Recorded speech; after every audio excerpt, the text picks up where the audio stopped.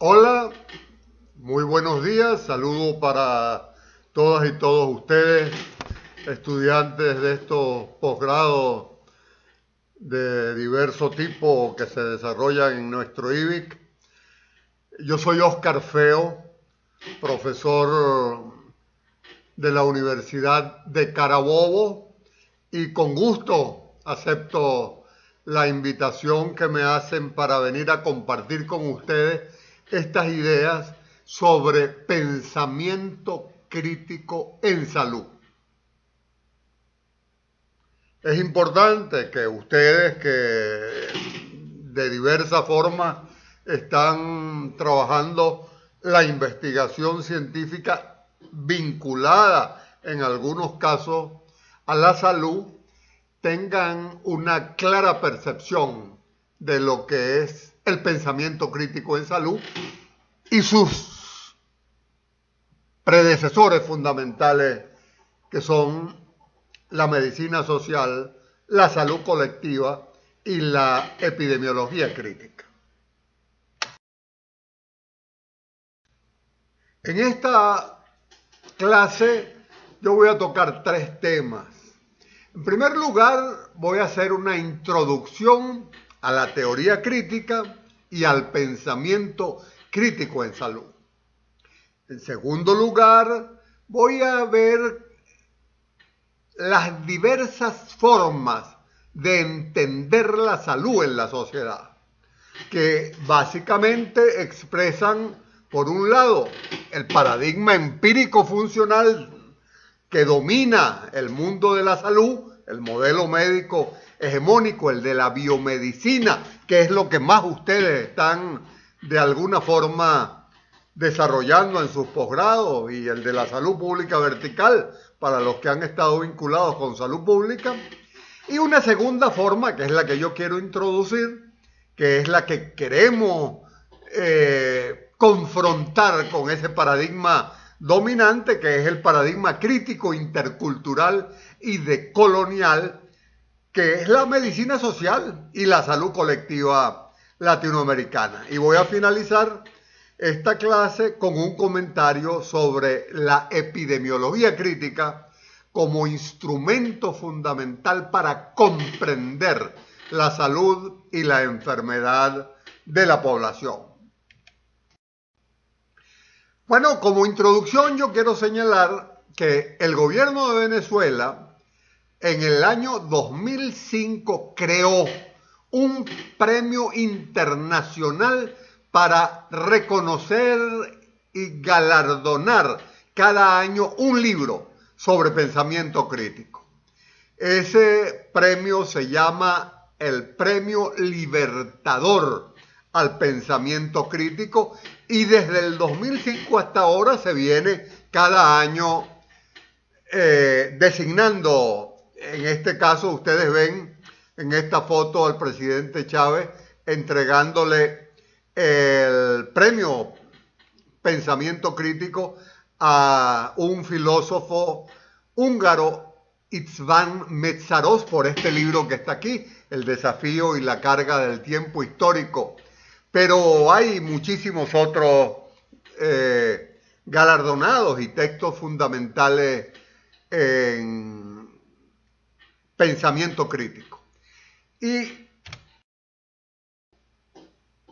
el pensamiento crítico, según las bases de ese premio Libertador, se entiende como el que asume una posición comprometida con la defensa de la humanidad, que aporta a la construcción de una nueva sociedad bajo los principios de justicia, libertad, igualdad y paz, y analiza críticamente la realidad del mundo en cualquiera de los campos de la actividad social. Eso es el pensamiento crítico. Desde las epistemologías del sur, desde la ecología de saberes, desde el pensamiento decolonial, entendemos al pensamiento crítico, y esto es fundamental para ustedes, estudiantes de posgrado, como el que cuestiona la forma, cómo se produce, cómo se transmite y cómo se mercantiliza el conocimiento en la sociedad capitalista. El pensamiento, el conocimiento en la sociedad capitalista se produce, se transmite y se convierte en mercancía, porque ese conocimiento forma parte de un modelo de acumulación de capital que es el que caracteriza a este sistema de producción que se llama capitalismo y en el que nosotros vivimos. El pensamiento crítico entonces trata de romper con esa forma de producir, transmitir y mercantilizar el conocimiento. Rompe con el pensamiento hegemónico de la biomedicina y del modelo médico tradicional y plantea la necesidad de decolonizarnos, de romper con la colonialidad del saber, del ser, del hacer, pero sobre todo el pensamiento crítico plantea que necesitamos comprender el mundo para transformar. Aquí les presento a un escritor, premio Nobel de literatura portugués, Saramago, que nos dice en uno de sus libros, Ensayo sobre la ceguera, nos dice: creo que estamos ciegos, ciegos que ven, ciegos que viendo no ven. ¿Qué es lo que nos quiere decir Saramago con esto? Bueno, nos lo decía Marx de otra forma muchos años antes. Marx nos decía: la manera como se presentan las cosas no es la manera como son. Lo que vemos no es necesariamente la realidad. Porque si las cosas fueran como las vemos, como se presentan, la ciencia entera sobraría. Porque la ciencia justamente trata de desentrañar esa realidad. Es el viejo dilema filosófico entre lo que se ve y lo que permanece oculto, entre la esencia y la forma. Entonces, con Saramago decimos: somos ciegos porque no vemos la realidad. Somos ciegos que, a pesar de que vemos, no vemos. Voy a poner un ejemplo. A ver, todos ustedes tienen un celular en la mano. Este es un instrumento fundamental de trabajo. ¿Qué es lo que vemos acá? Bueno, un teléfono inteligente. Pero ¿qué no vemos? Bueno, lo que no vemos es, por un lado, todo el trabajo que fue necesario para elaborar esos celulares. No vemos las materias primas estratégicas necesarias para hacerlos. No vemos la sangre que costó producirlos, la guerra y el trabajo infantil forzado. ¿Y por qué digo esto de guerra y trabajo infantil forzado?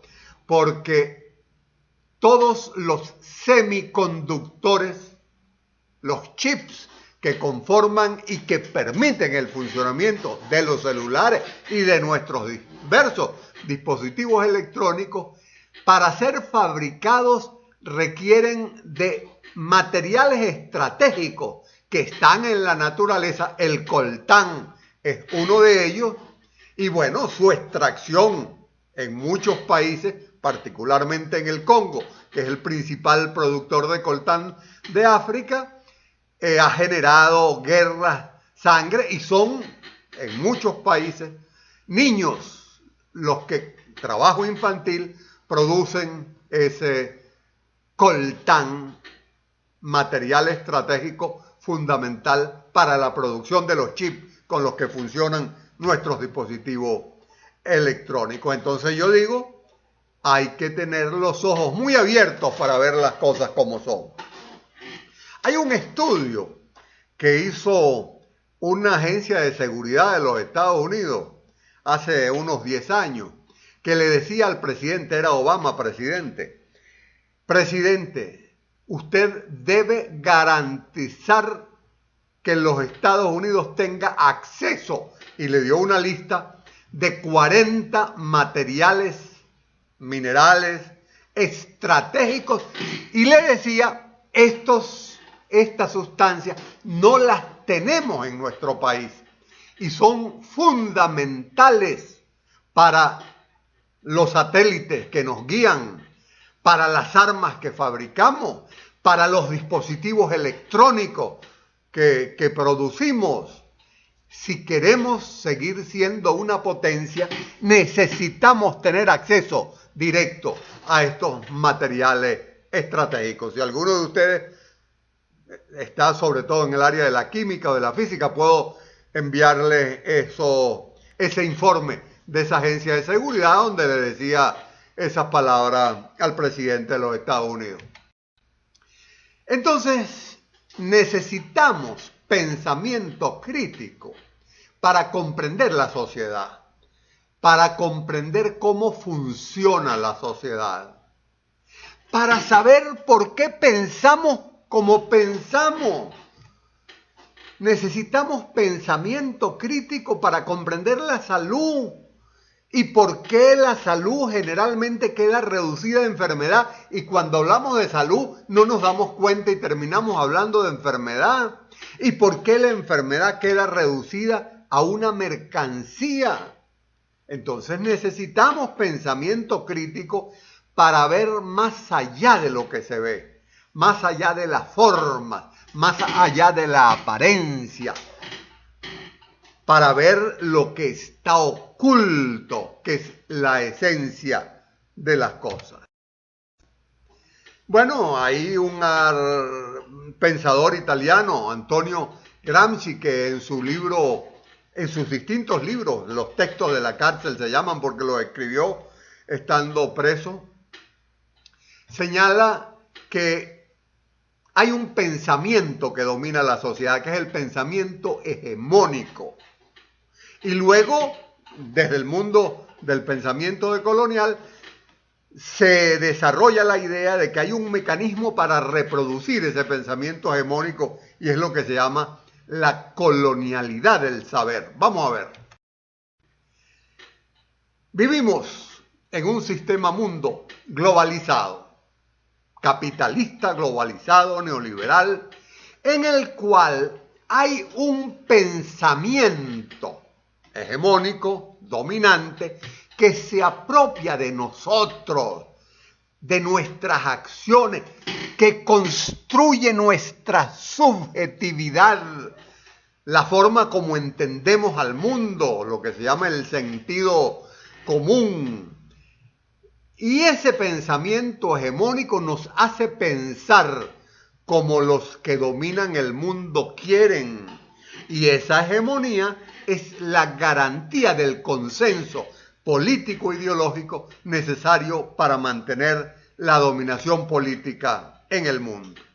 Y nuestros estados-nación, los países, tienen relativamente poca autonomía para enfrentar los desafíos que implica cambiar la vida, cambiar la economía, cambiar la sociedad, cambiar la forma de pensar y el sentido común de la gente, porque la influencia de la geocultura dominante es descomunal. Nos decía Gramsci que el sector que domina al mundo hace que las clases subordinadas adopten sin coerción física las concepciones dominantes. En otras palabras, educa a la sociedad para que viva su sometimiento como algo natural. Y entonces hay algo que ustedes sin duda lo están estudiando en este curso, que es la colonialidad. ¿Qué es la colonialidad? Es el patrón de poder que después de la colonia permite que las relaciones de dominación persistan a pesar de la independencia. Nosotros tenemos la colonia, fuimos colonia durante 300 años, hubo un proceso de independencia, cesó la dominación territorial, administrativa, se fue el Imperio Español, pero nos dejó un patrón de poder colonial que, a pesar de la independencia política, hacía que persistieran las ideas etnocéntricas del sistema dominante. Y eso requería, esa es una categoría que desarrolla Boaventura dos Santos, que ustedes lo ven acá, el epistemicidio. ¿Qué es el epistemicidio? La liquidación de todos nuestros saberes y formas de pensar, acabando con los conocimientos, con las experiencias, con las formas de vida de los pueblos que hemos sido dominados y explotados. Entonces hay una hegemonía y una colonialidad del saber que nos hace pensar como los dominantes del mundo quieren.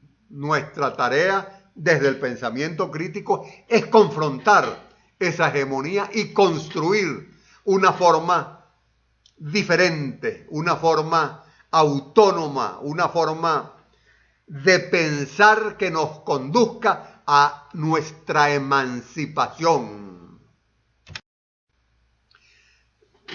Freire, Paulo Freire, aquí está su libro La educación como práctica de la libertad, y Freire nos decía ahí que sería ingenuo esperar que las clases dominantes nos educaran de tal forma de que pudiéramos percibir las injusticias sociales de manera crítica. Entonces, hay toda una educación que no nos permite ver la realidad, que nos domestica, que oculta la realidad. Entonces se trata de construir una educación para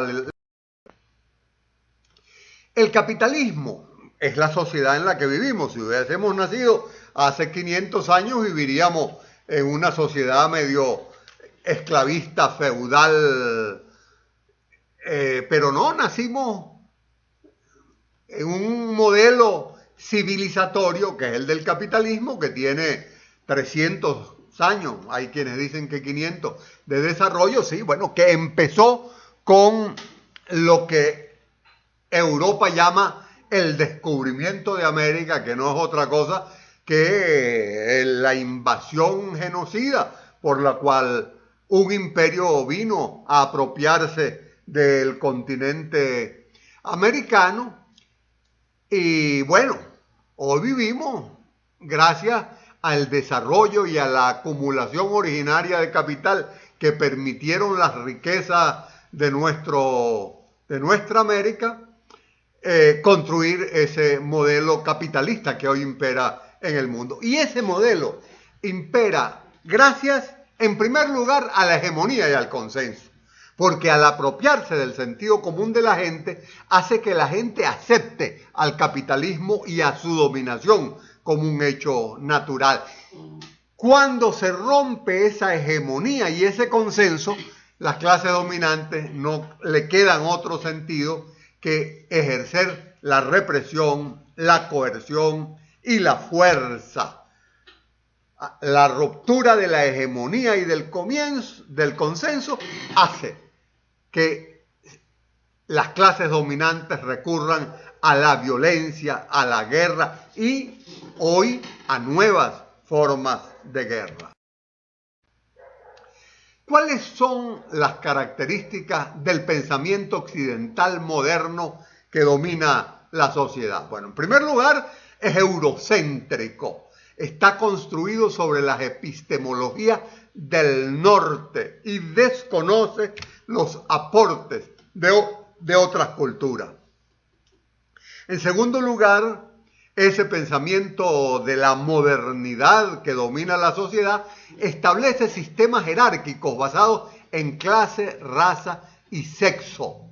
Es un sistema patriarcal donde hay la superioridad del hombre, es un sistema racista racista, donde hay la superioridad del blanco, y es un sistema en el cual el hombre domina la naturaleza.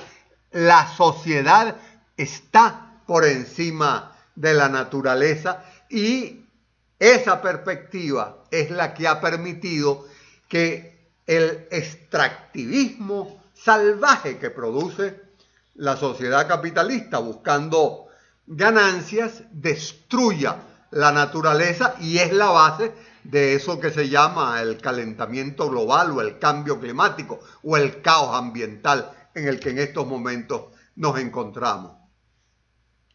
Y en cuarto lugar, ese pensamiento coloca al individuo por encima del colectivo. Es un pensamiento fundamentalmente individualista. Tiene como principio la competencia y el bienestar individual, pero el bienestar individual que se construye sobre el tener, sobre el acumular mercancías. El confort en esta sociedad es el que posee bienes, el que tiene acceso a servicios en el marco de una sociedad que nos convierte en consumidores de esos bienes y servicios que son producidos no para satisfacer necesidades humanas, sino para satisfacer las necesidades del mercado. ¿Qué propone el pensamiento crítico? Bueno, lo primero que propone es que dice que el ser humano no es el dueño de la naturaleza y está por encima de ella. Dice que el ser humano es parte de la naturaleza. La naturaleza no nos pertenece, nosotros pertenecemos a ella.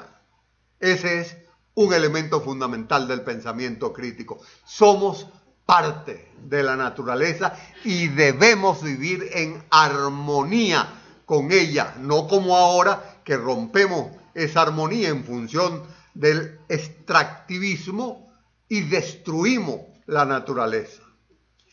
La segunda característica o propuesta del pensamiento crítico es que lo colectivo está por encima de lo individual y por lo tanto nos basamos no en la competencia y en el individualismo que caracterizan la sociedad en la que vivimos, sino en la solidaridad, en la complementariedad. El problema no es el bienestar individual, el problema es el bienestar colectivo. Es lo que nuestros pueblos originarios llaman el buen vivir, o lo que en algunos países de África llamaban el Ubuntu, el soy, porque somos todos. El vamos todos juntos a satisfacer nuestras necesidades, porque no se satisfacen las necesidades individualmente, sino colectivamente. La tercera característica del pensamiento crítico, por supuesto, que confronta al capitalismo, al racismo, al patriarcado, es antiimperialista, es feminista y es decolonial. Y confronta también al eurocentrismo, al dominio de las epistemologías del norte que nos transfieren sus formas de pensar y de hacer, y plantea la necesidad de construir las epistemologías del sur, las de un pensamiento emancipador, las de un pensamiento que contribuya a construir soberanía. ¿Cuáles son las fuentes del pensamiento crítico nuestro americano? Son muchas. Una de ellas central es el marxismo, las ideas del método dialéctico y de la economía política con las que Marx nos invita a descubrir la sociedad capitalista y su funcionamiento.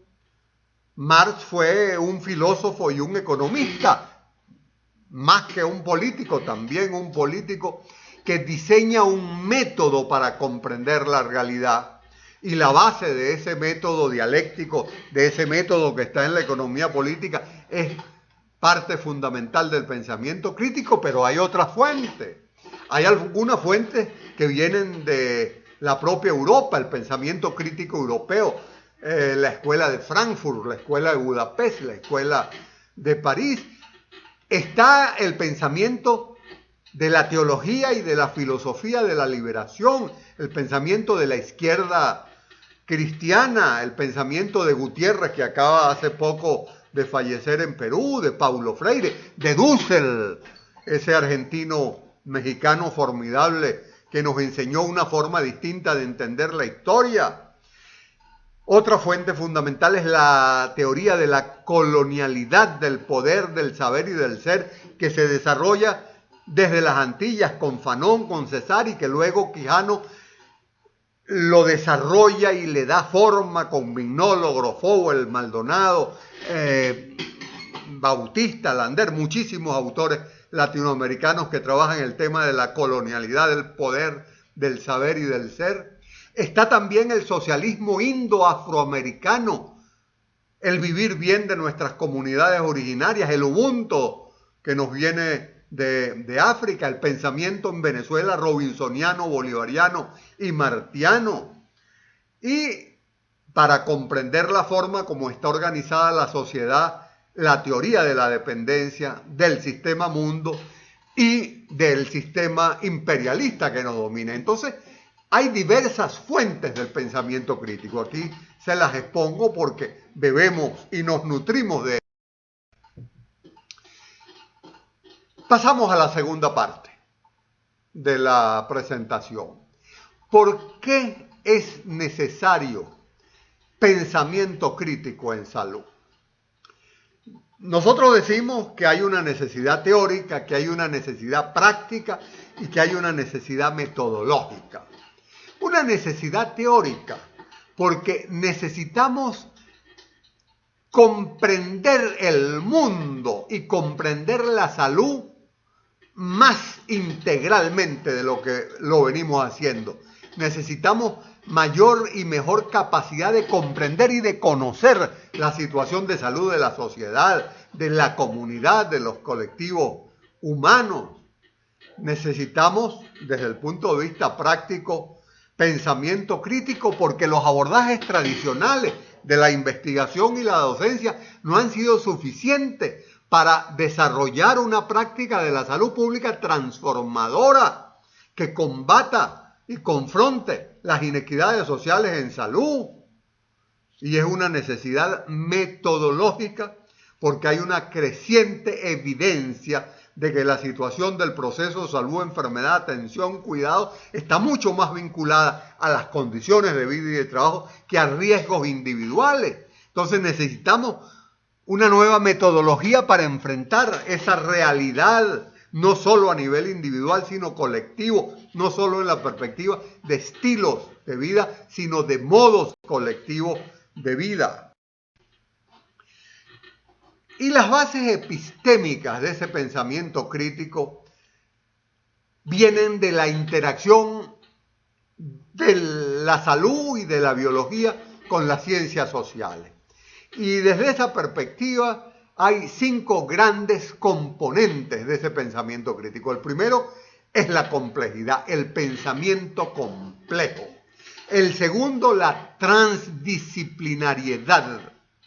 El tercero, las propuestas de nuestros pueblos originarios del buen vivir o del vivir bien, del satisfacer las necesidades de todos entre todos. En cuarto lugar, las epistemologías del sur, como las llama Boaventura. Y, por supuesto, en quinto lugar, el compromiso y la implicación social.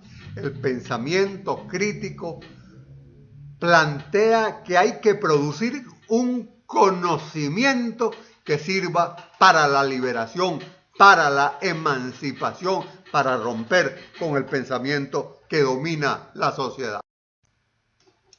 En salud necesitamos pensamiento crítico y en salud el pensamiento crítico se ha venido llamando medicina social y salud colectiva para ver más allá de lo que se ve, para ver más allá de las formas, para ver lo que está oculto.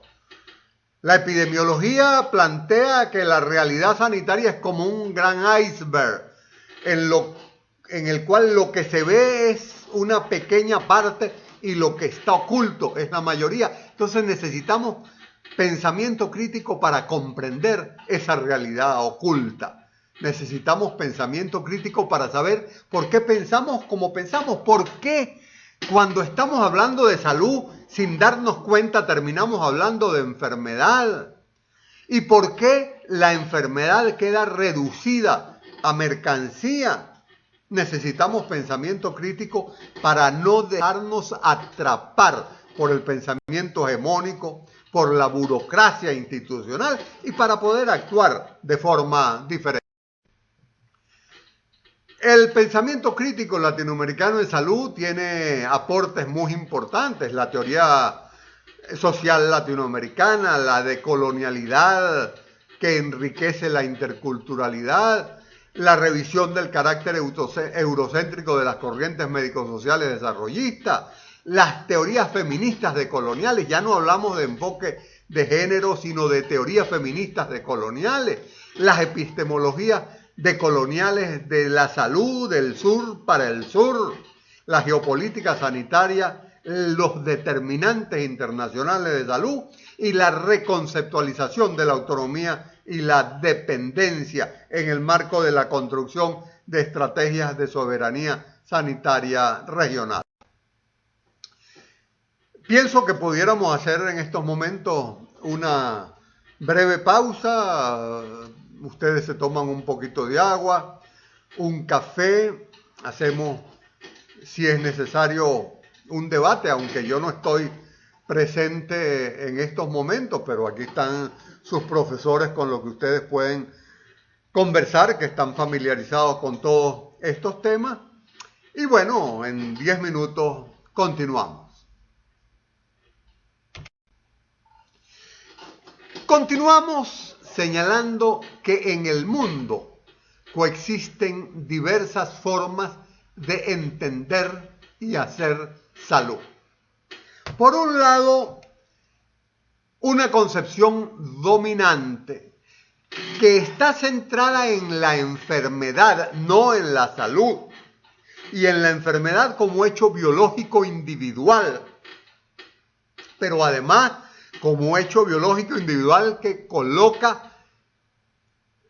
se coloca en el mercado y marginalmente en el sector público, y su centro de acción es el hospital, donde está la enfermedad. Y ese modelo dominante se llama el modelo biomédico hegemónico o el modelo médico hegemónico.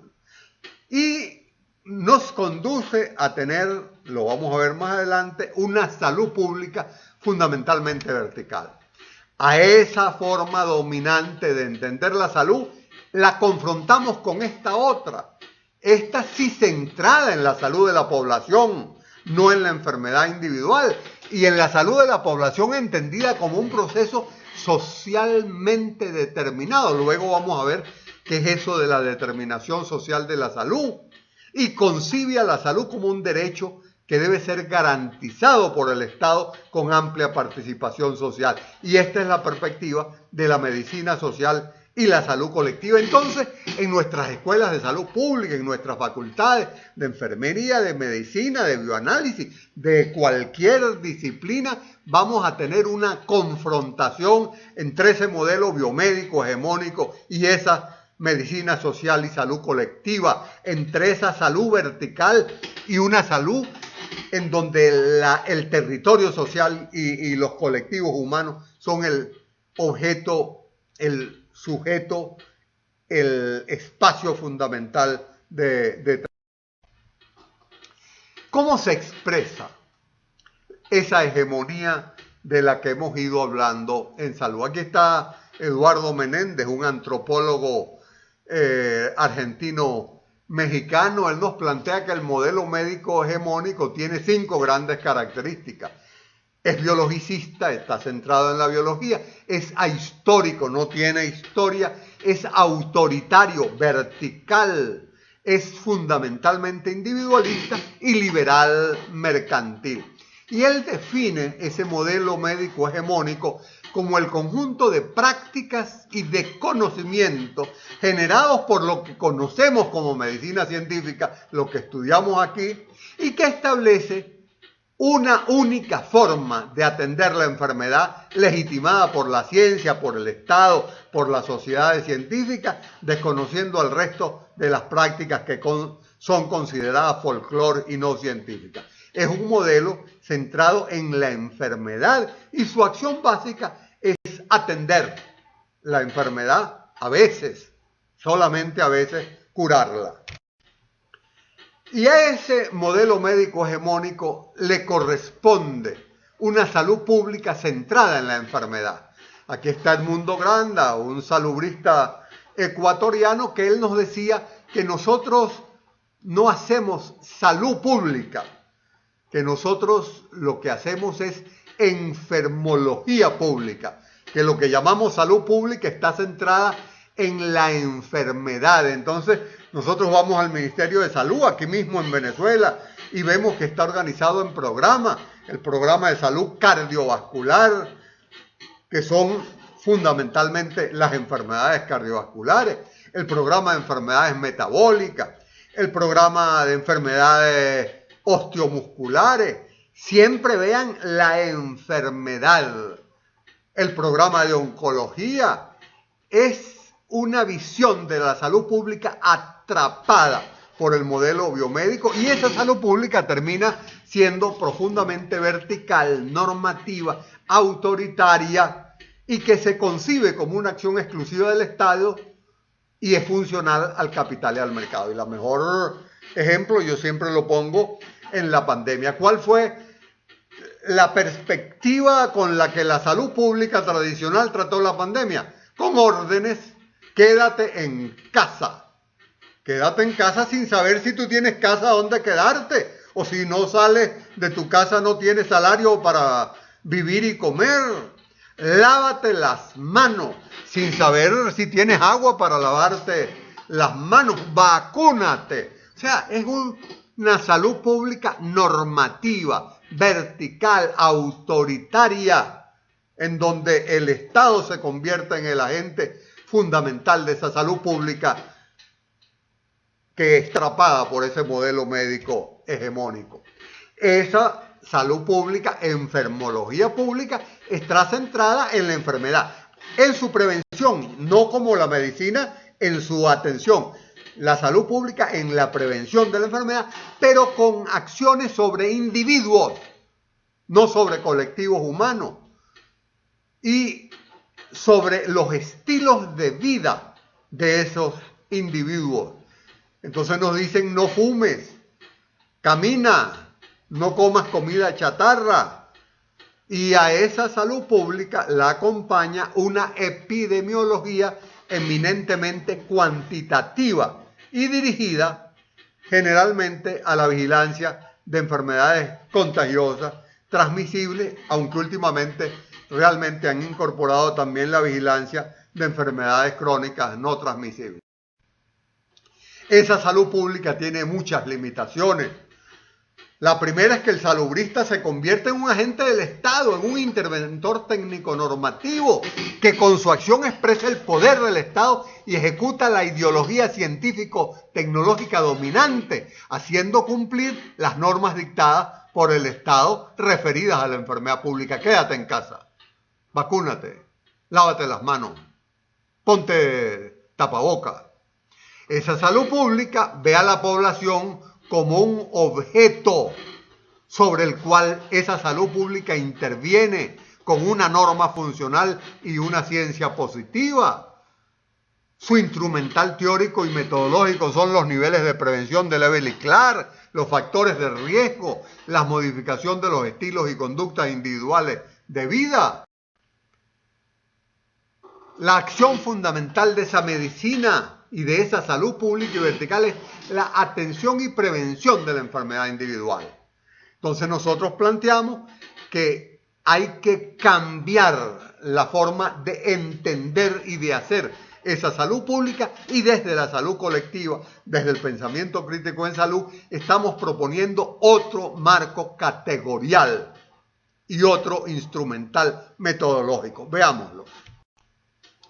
El propósito fundamental del pensamiento crítico en salud, de la salud colectiva, es el cuidado integral de la salud y la vida. Fíjense que el de la otra, el de modelo médico, es la atención a la enfermedad. El de nosotros es el cuidado integral de la salud y de la vida.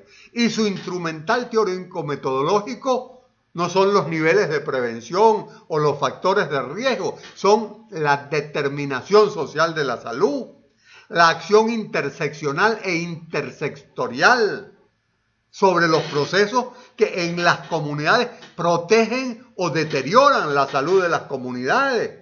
Y su objeto y espacio de acción fundamental no son los estilos individuales, son los modos colectivos de vida, y su espacio fundamental de acción no es el hospital, sino el territorio social. Pero además de eso, hay otro problema que es fundamental que lo comprendamos. Y es que la salud se ha convertido en un espacio de acumulación de capital. Han surgido desde la salud global lo que se llama la nueva salud pública, que coloca la salud en el mercado, que plantea privatizaciones, que plantea alianzas público-privadas. Y eso es lo que termina enseñándose en la mayoría de las universidades, las escuelas de salud pública, y lo que se practica en los ministerios de salud y los organismos internacionales. Esa, entre comillas, nueva salud pública funcional al mercado y al capital plantea el pluralismo estructurado, la separación de funciones, el aseguramiento, que es la estrategia fundamental del mercado en salud, la focalización de funciones público-privadas. Vean ustedes en esta lámina. Esta fue una investigación que realizó una revista dedicada al mundo de las finanzas, sobre cuáles eran las industrias más rentables del mundo. Y sorpresa, las industrias más rentables del mundo son las que tienen que ver con la tecnología de la salud. Fíjense que está por encima de las finanzas, por encima de los servicios tecnológicos. Atención, no son las más grandes. Más grande es la industria petrolera, más grande es la industria automovilística, pero sí son las que mayor margen de ganancia, de rentabilidad producen. Producen más que los bancos, producen más que los servicios tecnológicos. Desde esa perspectiva ha surgido lo que llamamos el complejo médico, industrial, asegurador y financiero, que es el que dirige las políticas de salud del mundo en función de esto, la salud como espacio de acumulación de capital, como espacio de lucro y como espacio de ganancia. La propuesta que desde el pensamiento crítico, desde la contrahegemonía, estamos haciendo ante esa salud pública es la salud colectiva. Y las categorías fundamentales de esa salud colectiva no son la separación de funciones, no es la cobertura universal, no son los factores de riesgo, es la epidemiología crítica, es la determinación social, es la economía política de la salud, es entender a la salud como espacio de construcción de ciudadanía, donde hay poblaciones que tienen derechos y deberes y que deben participar socialmente. Es la construcción de sistemas de salud universales, cuyo eje esté en el territorio social y no en el hospital, y cuyo objetivo central sea el cuidado integral de la salud y de la vida. Pero desarrollar esta propuesta implica democratizar el Estado y democratizar la sociedad. Termino esta parte, antes de entrar en la tercera, que es la de la epidemiología crítica, recordando que la salud colectiva tiene tres grandes sujetos de estudio y se apoya en tres grandes disciplinas. Lo primero que nosotros tenemos es la salud-enfermedad de la población, las formas de enfermar y de morir de la gente. Eso lo estudia la epidemiología. Pero la epidemiología crítica es la que nos da cuenta de la distribución desigual de esa forma de enfermar y de morir de la población. Pero en todo caso, lo primero que nosotros tenemos, los trabajadores de salud, tienen es la salud de la gente. La forma como la gente vive, enferma y muere. Y en función de esas formas de vivir, enfermar y de morir, se generan respuestas institucionales y sociales, que son las políticas y los sistemas de salud. Entonces, las políticas y los sistemas de salud no son otra cosa que las respuestas que desde la sociedad, que desde la comunidad, desde el Estado, se construyen para responder a la salud y enfermedad de la población. Y eso lo estudia la economía política de la salud. Y luego, rodeando a estas formas de enfermar y de morir y a estas respuestas institucionales que son los sistemas de salud, tenemos el contexto político y social en el que vivimos, tenemos el modelo o el patrón civilizatorio, que es lo que estudian las ciencias sociales y el pensamiento crítico. Los principios fundacionales de la salud colectiva. Esta mujer que está acá es una sueca mexicana científica, Cristina Laurel, que nos dice que los principios fundacionales de la salud colectiva son entender que el proceso salud-enfermedad tiene carácter histórico y social y por lo tanto hay que estudiarlos a partir de la categoría determinación social de la salud y la enfermedad. Y fíjense que estoy diciendo determinación social, no determinantes sociales. Ya vamos a ver la diferencia entre determinación y determinante. En segundo lugar, la práctica médica y el saber médico deben ser analizados en el contexto de la sociedad en la cual se desarrollan. No es posible entender la forma como hacemos salud, no es posible entender la forma como la gente se enferma y muera fuera del contexto de la sociedad en la que la gente vive y trabaja. Y los objetos generales de ese conocimiento son el proceso salud-enfermedad, pero no como proceso biológico individual, sino como proceso social, humano, y los perfiles epidemiológicos que eso generan, las prácticas médicas como respuestas sociales ante la salud-enfermedad, las políticas de salud y los saberes médicos. Y luego nos plantea esa salud colectiva la necesidad de innovación metodológica. Incorporar a las ciencias sociales e incorporar un nuevo marco epistemológico que nos permita comprender la generación, la producción, la transmisión del conocimiento a partir de un nuevo estilo de relación investigador-investigado, de nuevas categorías explicativas y de una ruptura con la ciencia reduccionista y con la estadística como médico único cuantitativo de probar las relaciones causales.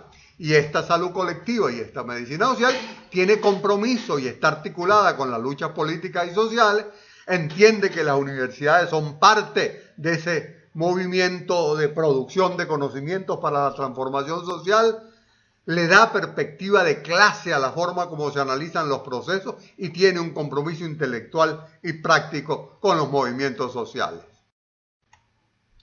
Los temas emergentes de esta salud colectiva y de este pensamiento crítico en salud, nuevos tiempos, nuevos debates, son, en primer lugar, la crisis civilizatoria, la crisis del patrón de acumulación que está destruyendo el planeta, que está produciendo unas alteraciones del clima que son cada vez más destructivas y masivas.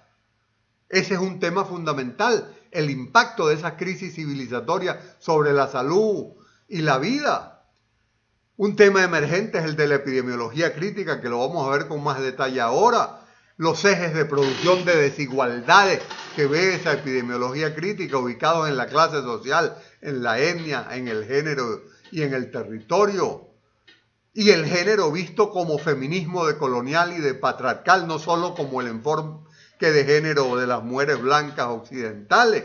Estudia la violencia y sus distintas formas. Venezuela hoy es una sociedad profundamente violenta desde sus distintos espacios y hay que estudiar desde la perspectiva de la salud colectiva esa violencia, la interculturalidad y las medicinas alternativas, el cuidado integral de la salud y la refundación de los sistemas de salud.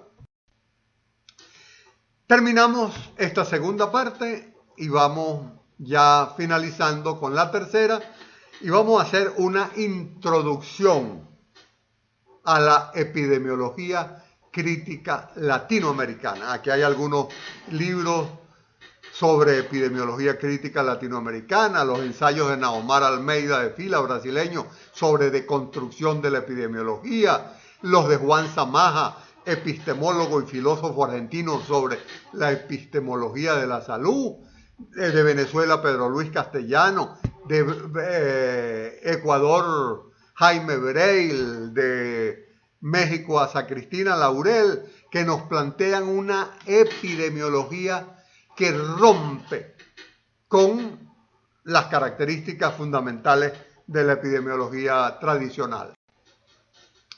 La epidemiología crítica latinoamericana, hacemos un intento de definición, diciendo que estudia, no como la epidemiología tradicional, la distribución de la salud en la enfermedad de la población, sino la distribución desigual de la salud, enfermedad de los colectivos humanos, sus perfiles epidemiológicos, su relación con el sistema social y los modos de vida, su determinación social. Yo siempre pongo un ejemplo para que entiendan esto de la distribución desigual. Ubiquémonos en la Plaza Francia de Altamira. La mortalidad materna en ese territorio social es casi cero. Nos movemos 9 kilómetros hacia el este, llegamos a Petare, la mortalidad materna es 200 por 100.000. O sea, hay una distribución absolutamente desigual de las experiencias de vivir, de enfermar y de morir en función de la forma como se vive y cómo se trabaja. Y eso es lo que estudia la epidemiología crítica. Por lo tanto, esa epidemiología reconoce a la salud como un terreno de disputa, de lucha de ideas y de lucha de clases en relación a cómo se explica la salud, a cómo se explica la enfermedad y a cómo se actúa en consecuencia, porque entiende que esa disputa obedece a intereses económicos y sociales que son contradictorios. ¿Qué propone la epidemiología crítica? Propone 3 cosas. En primer lugar, transformar los ejes de análisis de la epidemiología clásica. Lo vamos a ver con detalle. En segundo lugar, redefinir los niveles de análisis de la epidemiología clásica. Y en tercer lugar, incorporar nuevas categorías. Esos 3 componentes son los ejes de una ruptura epistémica que debe superar las limitaciones de la epidemiología clásica. Veamos. Transformación de los ejes de análisis de la epidemiología clásica. Los ejes de análisis de la epidemiología clásica son estos que ustedes ven aquí. La persona, el lugar y el tiempo. La historia natural de la enfermedad y los factores de riesgo. Esas son las categorías fundamentales de la epidemiología clásica. Pero la persona reducida a persona individual y a sus estilos de vida. El lugar reducido a espacio geográfico y el tiempo reducido a series semanales, mensuales, quincenales, anuales, quinquenales. Nosotros decimos no. Hay que transformar esos ejes de análisis. La persona individual y sus estilos de vida hay que verlo en la perspectiva de los colectivos humanos, que tienen no estilos individuales, sino modos de vida colectivos, y que esos modos de vida están determinados por la clase social, por la etnia y por el género. Que el lugar ya no es solo el espacio geográfico, sino es el territorio social donde se construye socialmente la enfermedad y la vida. Y el tiempo deja de ser solo una serie cíclica, anual o mensual, y pasa a ser historia y pasan a ser procesos que en ese territorio afectan o protegen la salud de la población. Y ya no hablamos de historia natural de la enfermedad, sino hablamos de historia social de la salud, de la enfermedad y del cuidado. No hay una historia natural, hay una historia social. Y ya no hablamos de factores de riesgo individuales solamente, sino hablamos de procesos protectores y procesos nocivos que coexisten en las comunidades. La segunda característica es la transformación de los niveles de análisis y explicación de los problemas de salud.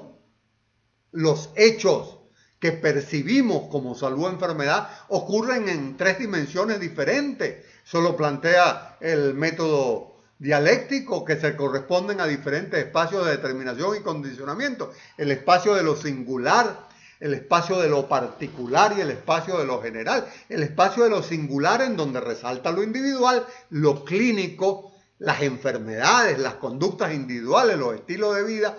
El espacio de lo particular, donde ya no está solo el individuo, sino están los grupos sociales en una misma comunidad que comparten modos de vida, que comparten territorio, que comparten generalmente características de etnicidad, género y clase social más o menos similares. Y luego el espacio de lo general, que corresponde a la sociedad, a la naturaleza, al sistema mundo, al modelo civilizatorio en el que vivimos. Lo que sucede es que normalmente nos quedamos en el espacio de lo singular.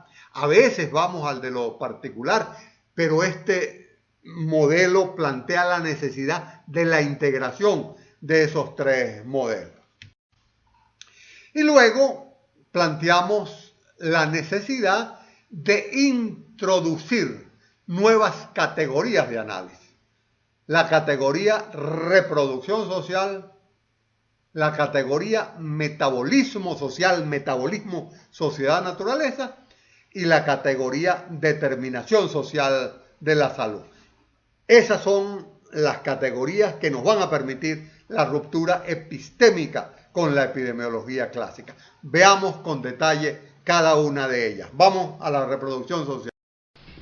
Bueno, la reproducción social es un concepto clave que hemos pedido prestado desde la salud colectiva a la economía política, y se entiende por reproducción social el proceso que permite que una sociedad pueda producir todo lo que necesita para vivir, distribuirlo y que sea consumido, pero permitiendo que pueda reproducirse en el tiempo.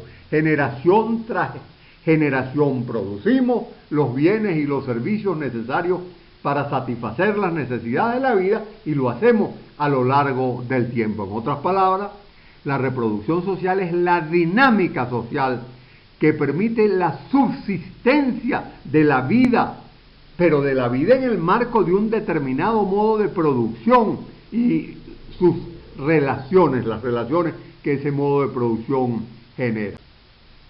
Decía Samaha, en ese libro tan importante de las dimensiones de la reproducción social, de la epistemología de la salud, que la reproducción social se da a 4 dimensiones. La dimensión de lo biológico, la reproducción biológica, la reproducción de la vida, la reproducción de la conciencia y de la conducta, que es la reproducción en el orden de lo cultural, la reproducción de los procesos ecológicos y ambientales, y la reproducción de las relaciones políticas y económicas. Y lo más importante es que cada uno de esos procesos está regido por leyes específicas que se encargan de desentrañar los procesos particulares que a nivel biológico o a nivel cultural o a nivel ecológico o a nivel político y económico se dan en cada sociedad, pero en el marco de relaciones de subordinación y de subsunción, donde el nivel de lo social, de lo económico y de lo político determina el nivel de los procesos ecológicos, de la ciencia y de la conducta y de la biología. Los espacios fundamentales de la reproducción social son, en primer lugar, el espacio de lo laboral, el espacio donde se producen los bienes materiales necesarios para la vida, los alimentos, el vestido, todas las cosas que necesitamos para vivir. El espacio del consumo, que es el espacio del hogar, el espacio de la vida de relación, que es el espacio de la comunidad en la que se vive, el espacio del ambiente, de la relación con la naturaleza y con los ecosistemas, y el espacio de la sociedad, de la política y de la economía. Y en el marco de esos espacios es que se construye la subjetividad, el sentido común, las ideas que tenemos para explicar y comprender al mundo. Y el metabolismo social no es otra cosa que el proceso de relación entre los seres humanos en sociedad y la naturaleza. Porque es que los seres humanos en sociedad tenemos que apropiarnos y transformar materiales y energías de la naturaleza para poder vivir. Ese proceso, ese metabolismo social ocurre en las entrañas del planeta, donde las energías inmateriales circulan, se transforman, son consumidas y finalmente son convertidas en desechos, en emanaciones o en residuos. Ese proceso de relación sociedad-naturaleza varía a lo largo de la historia. El modelo de apropiación de la naturaleza que predomina en este mundo capitalista globalizado es el modelo del extractivismo. ¿Qué es el extractivismo? No es otra cosa que la extracción de recursos naturales para convertirlos en mercancía e incorporarlos al mercado global. El extractivismo no es otra cosa que la conversión de la naturaleza en mercancía. Ya no extraemos lo que necesitamos para vivir, ya extraemos oro que no tiene, por ejemplo, ninguna necesidad que ver con los procesos vitales, sino con los económicos y con la acumulación del capital. Y producimos mercancías no para satisfacer necesidades humanas, sino para colocarlas en el mercado global. Dos ejemplos de este extractivismo que está destruyendo la naturaleza son el modelo agrícola intensivista, el agronegocio, el monocultivo, el uso intensivo de agrotóxicos, que generalmente es monopólico y que ha transformado la agricultura de una actividad fundamental para la vida a una agricultura para la acumulación de capital. Ahora no producimos fundamentalmente alimentos para vivir, sino producimos soja para producir biocombustibles o para producir alimentos para animales. Hay espacios completos de nuestros países.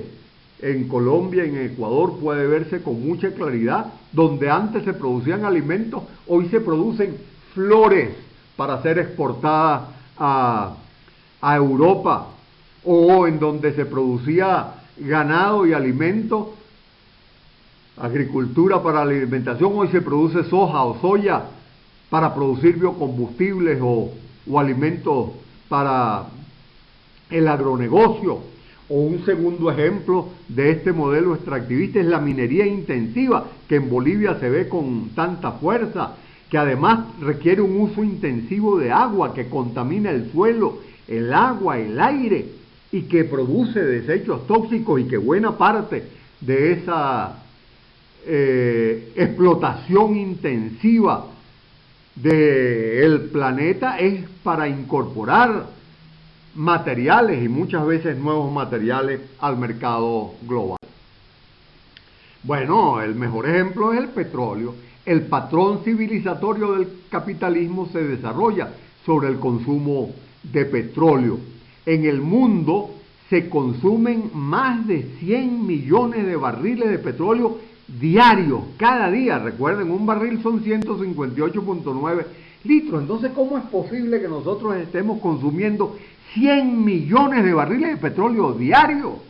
Bueno, eso es para mantener un modelo de vida y de consumo que es el modelo del modo de vivir americano, un modelo basado en la competencia, en el individualismo, en el hiperconsumo.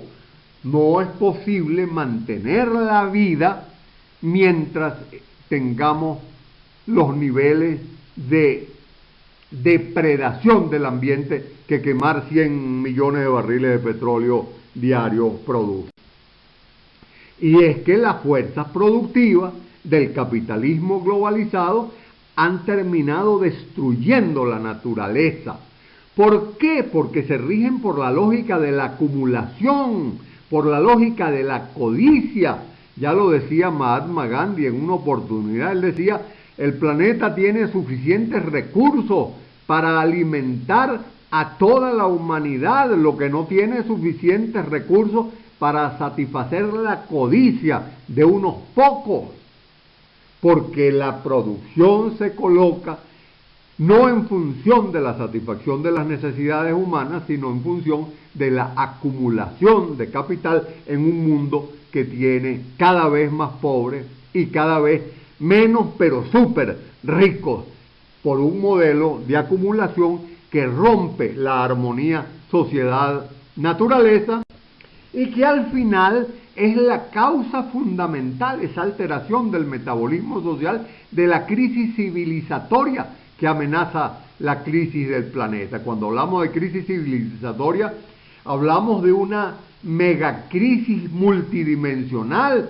Hay crisis y hay un enorme deterioro ambiental, hay crisis económica, hay crisis energética, hay crisis alimentaria, hay crisis en el mundo del trabajo, hay crisis sanitaria, hay crisis ética, crisis política, pero toda esa crisis es parte de una crisis de un modelo civilizatorio, de un modo de producción, de desarrollo y consumo basado en el extractivismo para la acumulación del capital y que se ha convertido en la amenaza fundamental contra la vida, no solo de los seres humanos, sino de todos los seres vivos y sobre el propio planeta.